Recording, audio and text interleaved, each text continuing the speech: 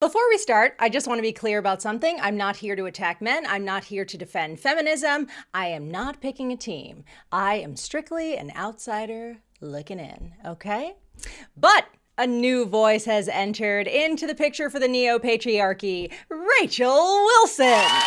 So today we're going to look at some claims that have been making rounds, specific claims about women, about voting, about who built what, about who's easier to manipulate, and we're going to fact check them.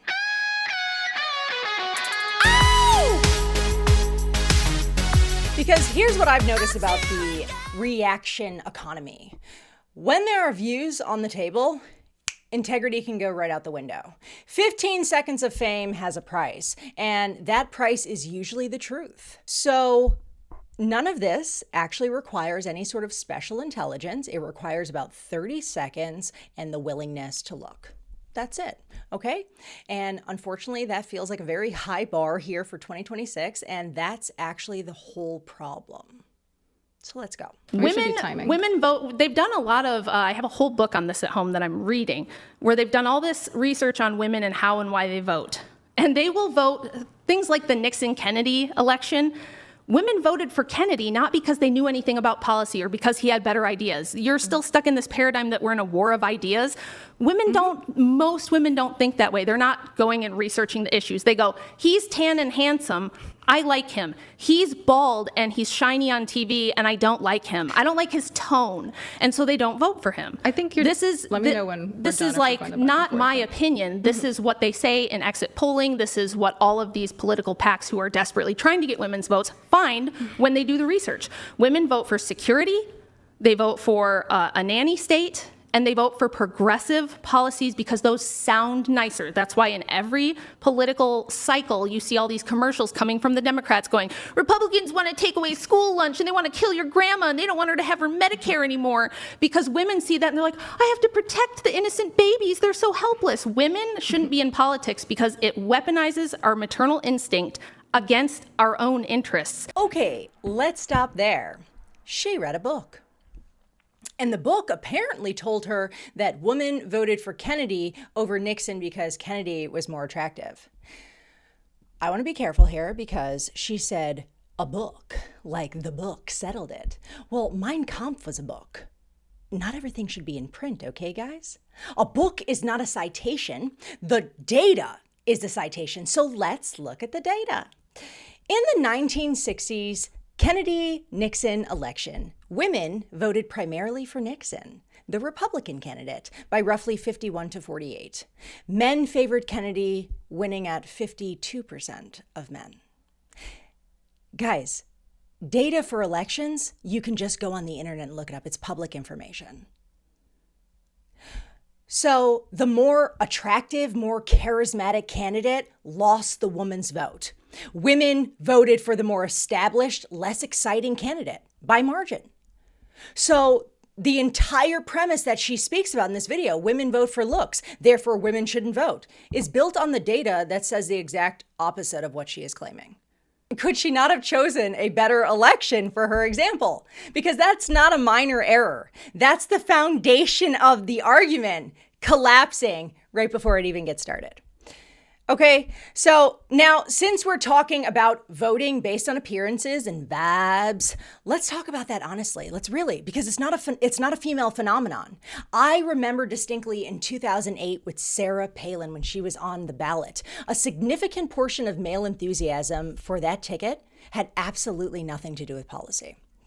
We hadn't seen a woman on the ticket in quite some time, and we all got to watch and listen to men talk about her appearance like it mattered more than anything. Actually, most people said that it was her downfall.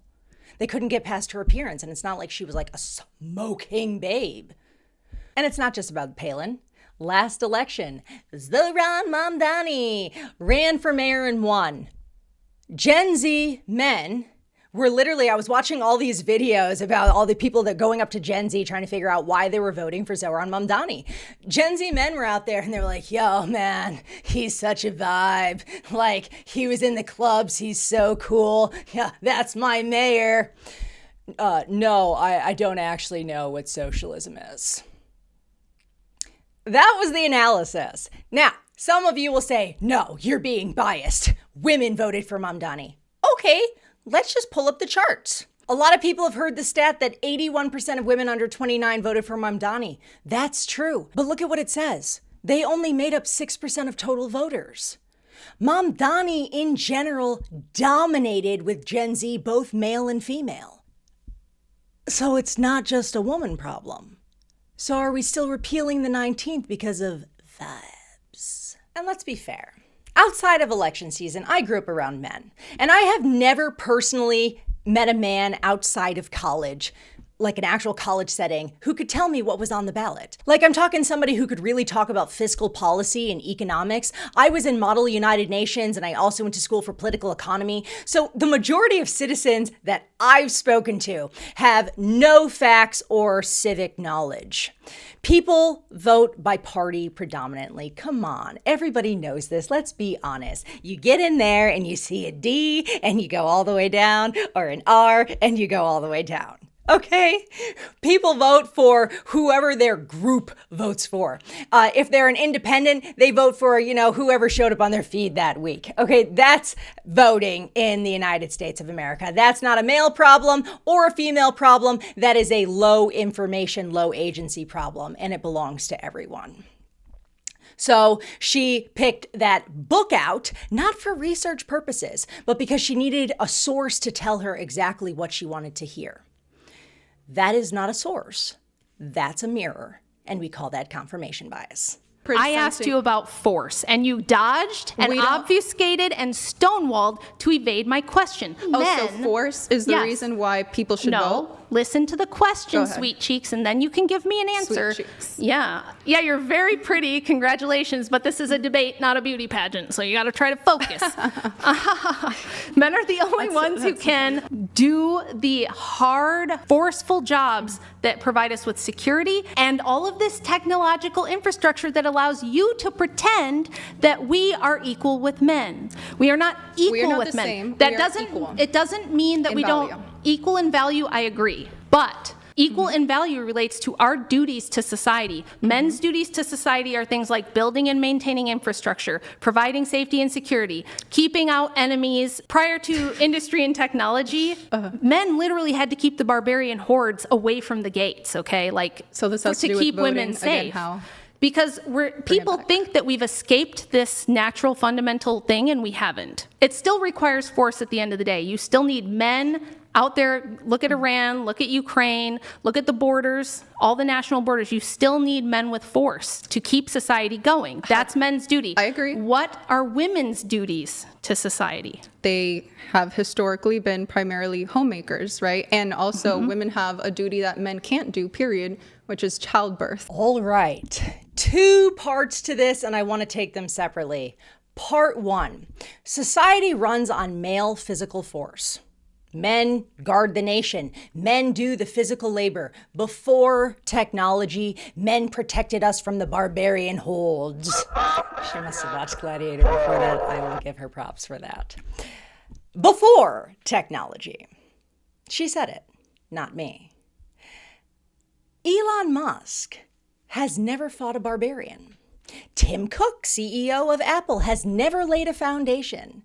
Zuckerberg couldn't do manual labor, so he underhandedly took intellectual property from his friends. The men who currently hold the institutional power in this country, the ones whose decisions shape our infrastructure, policy, capital, culture, are not operating from physical force. They are operating from agency and intellect. So the world she's describing, it ended. And the world that replaced it doesn't sort authority by who can lift more, who's the strong man in the arena, right? That's just not how that works anymore. So part 2, she says that all the technological infrastructure around us came from men. The systems, the roads, the buildings, the technology. Let's fact check. All we have to do is find some technology that women made, and it completely refutes her argument. Hedy Lamarr. She's an actress. that she's the kind of person where people look at her and they're like, no way is this woman brilliant. But she was. She was the woman whose frequency hopping signal patent became the foundation of Wi-Fi and Bluetooth. So the wireless technology you're using right now traces back to Hedy Lamarr. Grace Hopper. She was a Navy Rear Admiral. She developed the first compiler, the thing that made programming languages possible. So without her work, the software running every piece of infrastructure we're crediting doesn't exist. A woman. Marie Curie, she's the one who won two Nobel Prizes, 2 different scientific fields, the science of radioactivity that underpins modern medicine and energy. Then we have Katherine Johnson. Her orbital mechanics calculations got men to the moon. Literally, they could not have gotten there without her math. So essentially, Elon Musk, his space trips and Mars trips, he needs Katherine Johnson, her tech. So when the claim is that all of this came from men, that's not history. That's the history that somebody was handed or the one that they decided to research. And those are just 2 completely different things. A claim isn't true just because you stated it with confidence like she is. It's true because it holds up because you check it and it checks. So this one didn't check. There's extensive writing from so many people in this movement about how, hey, if you can get women, young women into universities, they're very easy to propagandize. They're very easy to program with whatever worldview you want to give them. And if you want to make them into revolutionaries, they make excellent revolutionaries. This is why right now you see women in Minnesota and Portland and LA going up to ICE agents and getting in their face and calling them names and, you got a small dick, little man, you think you're tough shit. If you're wondering why is it women? Why are women trying to fight ICE agents in the streets? It's because we send them all to college. They get indoctrinated with this Marxist feminist worldview that masculinity is toxic and bad, that men are inherently violent and oppressive, and women are inherently like Mother Nature, Earth types who bring goodness and fairness into the world, make sure everyone has enough to eat. This is the false dialectic that everyone gets taught. So they see what these women see when they see ICE arresting, even if it's a sex criminal who has warrants, they don't care. They see him as a sweet, innocent victim of the evil white patriarchy, that these are fascist Nazis coming to arrest the beautiful baby immigrants who are helpless and need protection from mommy.